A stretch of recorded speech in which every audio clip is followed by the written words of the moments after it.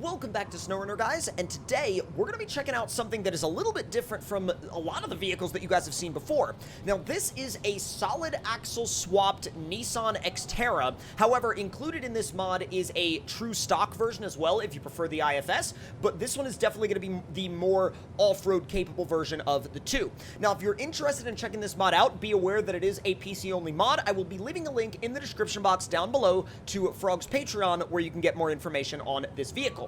So without any further ado, let's fire it up, we'll get it into the garage, and we'll see what kind of customization options it has, and then we'll get it outside and see what it can do in terms of obstacles.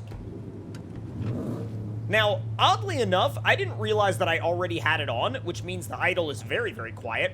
But let's go ahead and have a look at the interior real quick. Yo, that's actually pretty sick. Is that like a Titan interior swap? That's actually legit. Like, that's actually awesome. I love that.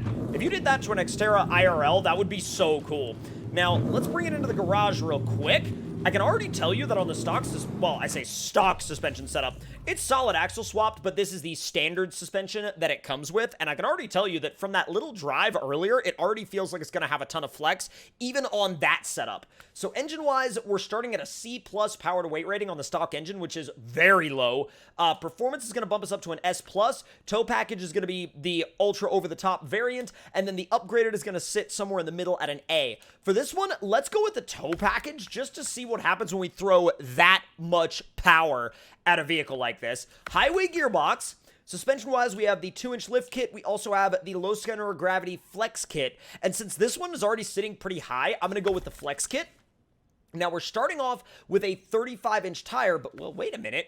Actually, yeah, right now we're on the 35-inch Deegan 38. Okay, so we've got your standard assortment of tires that Frog usually uses, which is a gigantic set. Like, make no mistake about it. There's almost every type of off-road tire that you could imagine is in here. Everything from ridge grapplers to fuel grippers to trail grapplers, like older trail grapplers to, let's see, open country AT2s, old like mud graps, Deegan 38s, just about everything in between that you might want to see from a vehicle like this, it's here. Now you also have that list repeating with some wider offset wheels, and you can scroll all the way through that set until you get to the next tire size up, which is going to be, oh god, the no sidewall boys are back. Then after the 35s, it goes up to a 39 on the more high offset or like further set in version, and then after that the list will repeat with a lower offset wider wheel setup. Now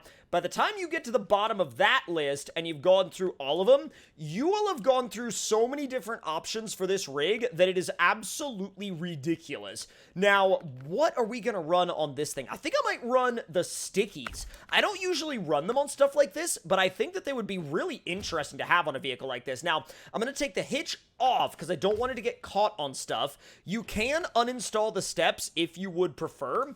And then roof rack wise, we have a few different options. I kind of dig this one. It's got like, you know, your traction boards and, you know, a couple of different cases up there. I really like it.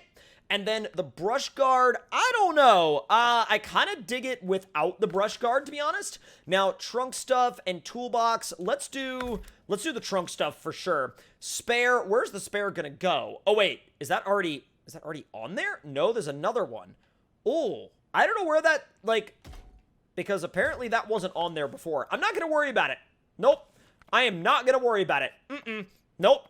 Not gonna worry about that one at all. Now, I feel like whatever color you want to paint a solid axle swapped Xterra is like, that's completely up to you. These are kind of like odd off-roaders anyway, and I don't say that in a bad way. I say that in a really good, like, interesting way. And so I feel like you could paint them whatever color you wanted them to be, and they would still have a really cool, interesting look to them. Now, let's fire this one up and see what it can do when you put it through some obstacles.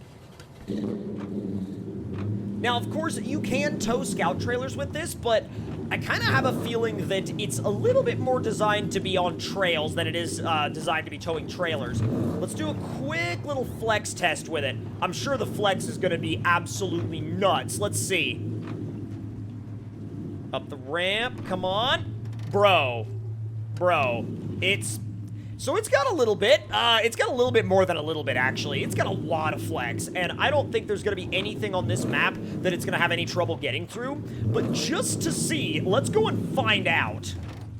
Wow, the handbrake actually works really well on pavement, even with these very, very non-pavement friendly tires. Let's see how you want to do through the water. I'm going to throw it in high. Oh my god, yeah, I see what he means about how the hauling setup or the towing setup for the engine being a little bit over the top if you're not towing anything. All right, hill climb test. Let's start at the very bottom. I'm not going to kick the clutch at all. I'm just going to floor it in automatic and see what it does. Go! Let's see what it does. Will it sort itself out? It tried to shift, and then it was like, wait a minute, that might not be a good idea yet. But, like, I didn't even bump the clutch at all. I didn't touch it. And I think it actually sorted that out pretty smartly, I've got to say. Now, right into the rock obstacles. Let's see how it does on these. Back into low plus. I'm going to be nice and easy with it. Dude, nothing holds this thing up. I mean, maybe bad driving, but I even took, like, a really bad line through there, and it still doesn't really want to flip over on me. I'm going to back up and adjust real quick because I'm kind of on a very precarious line. But, like, even with, like, me being on a very precarious line, it's not upset. It's not upset in the least bit. All right, back into low plus. Let's go. Dude, it's just absolutely working it. It is 100% just getting after. I drove off that way too fast. Way too fast. That is 100% my fault. I drove off that way faster than I should have, and I will 100% accept that. All right, let's make our way down off of the mountain, and I'm gonna repair this thing real quick before we throw it into the mud. Now, the mud is gonna be a little bit of a toss-up because we either have way too much power for it or we have just enough, and it's gonna shred. So far, the answer is it's gonna shred. What about the mud lanes? And send it. I mean, it's not doing too bad. Oh, yep, there it is. That's when the wheel speed becomes too much. It's like, yep, nope, not happening. All right, what about in the really deep stuff? It's a little iffy about it on these tires. It's a little like back and forth about. Oh, maybe not. Maybe when you go into low plus, like that's the sweet spot for it. Then it seems a whole heck of a lot happier in low plus because it's just like, just absolutely digging its way right through here. Not gonna lie, really impressive. Like, I know that there's a lot of really powerful vehicles in the mud especially that will eat through that second mud pit, but for most vehicles it's still a really tough obstacle, and the fact that this thing just drove right through it, now granted we drove pretty slow, but it still drove right through it, is a massive deal. It drove right through it and just like sent itself right back out again. Not bad at all.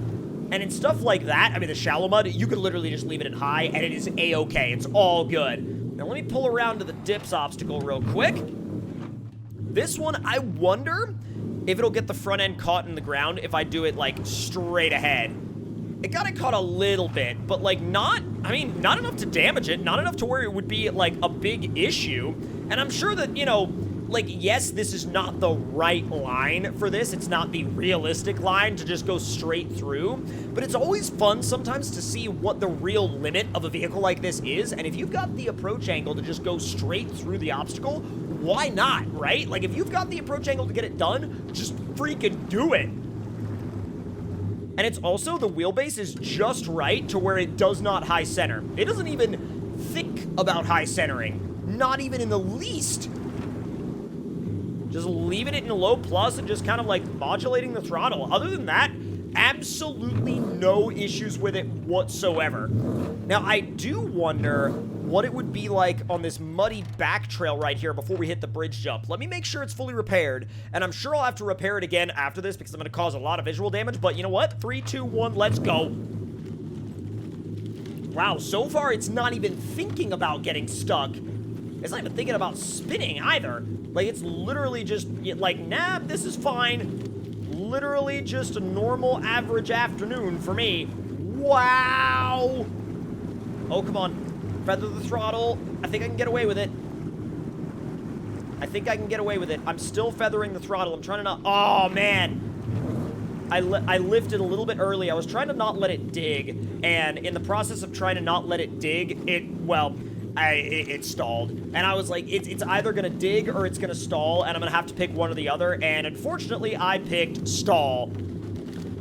Almost there. I mean, aside from my mistake in terms of stalling it out, it did amazing through there. It absolutely ripped. Let me make my way up these rocks now. Stop it. Do not. I'm like, are you freaking serious, bro? And back to the road. A little bit of damage later, but other than that, we're fine. Let's go ahead and, oh, yep, there we go. Holy bright. All right, yep, that'll be the perfect backdrop to use to hit the bridge jump. Now, let me just take a quick shortcut. I think it's actually gonna do the bridge jump pretty level. Like, from everything else that I've seen in terms of driving it so far, it seems very balanced, but you never know. The bridge jumps sometimes bring out? Wow, I can't talk today. Brings out a side of a vehicle that you've never seen before. Let's see what that side of this thing actually is. There's 6th gear, and... oh, 7th gear, I heard the shift. Oh, wow. That was perfectly flat.